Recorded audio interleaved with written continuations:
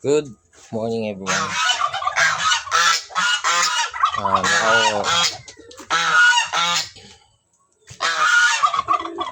yung ating update sa ating mini farm.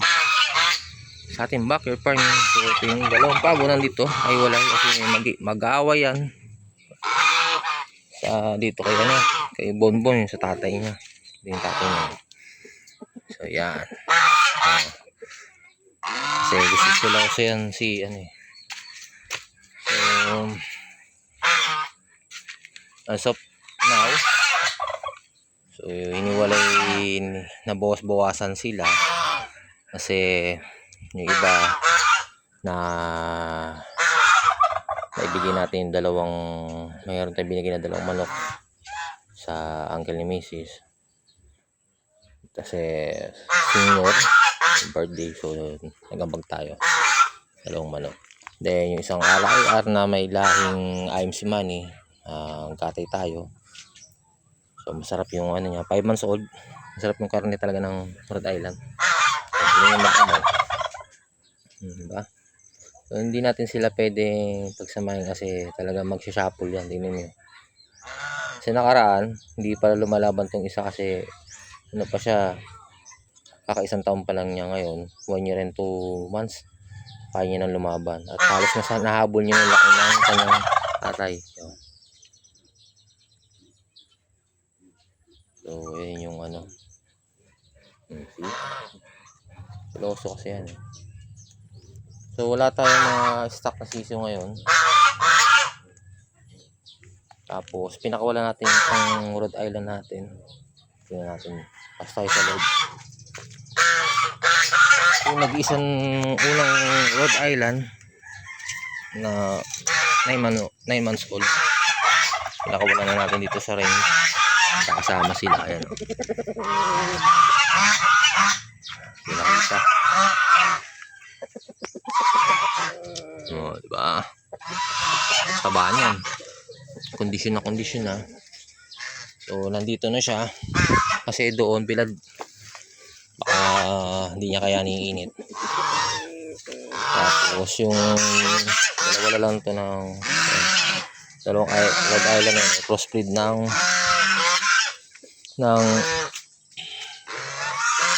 madahon yung area natin dito.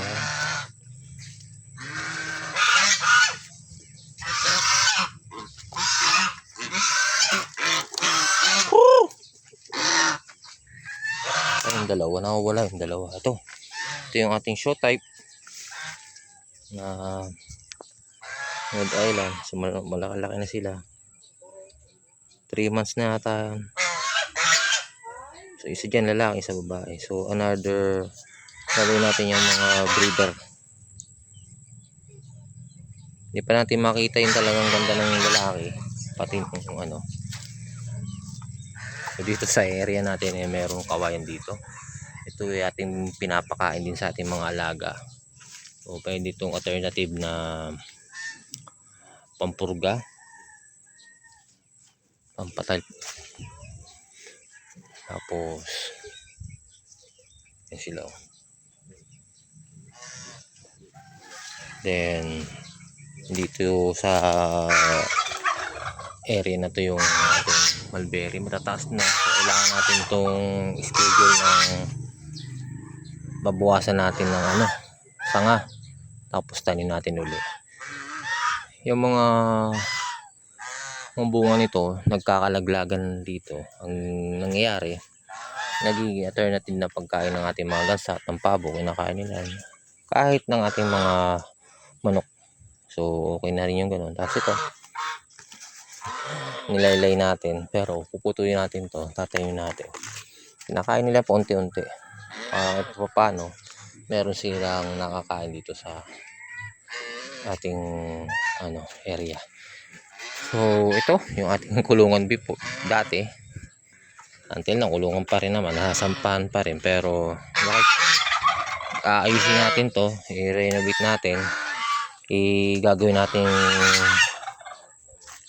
kwarto-kwarto ng ating mga palahi. Kahit itong lalagyan din natin ng ng pinaka-kwarto nila.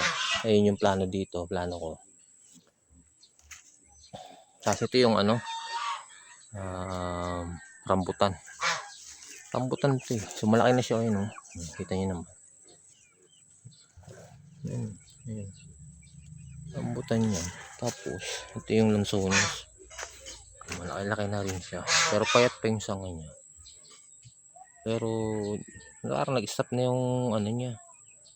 Nag-stop na yung paglaki niya. Baka ganyan na lang talaga yan. Sakto lang. Tapos yung nandito yung ating rubber tree. So, ayun lang yung update dito sa ating area. Madami nga ayusin. Mahal kasi ang ano yung kahoy eh. So, hindi. Pero pwede pa. So, ayusin natin. Baka next week ayusin na to. So, maganda dito sa parting to kasi makulimlim. So, yan. Gustong gusto nila dito, ayaw nila doon. Silang dalawa laging magkasama. Mas tatlo yung binili natin ito. Tatlo sila kaso yung isa nagkasakit. Yun yung problema. So, itong mga dahon-dahon na nandito, nakakatulong din to na pang-iwas amoy sa mga ano nila, ipot nila. Pero lilinisin pa rin natin yan. Pero nakakatulong yan na hindi maging maamoy dito. Minsan tong sa mulberry, ganda ng ano.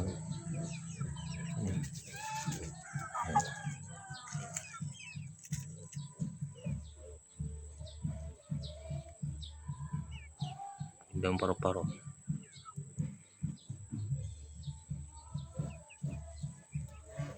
So, yun lang yung update. Picture natin to. So, yun lang yung update sa ating backyard farming.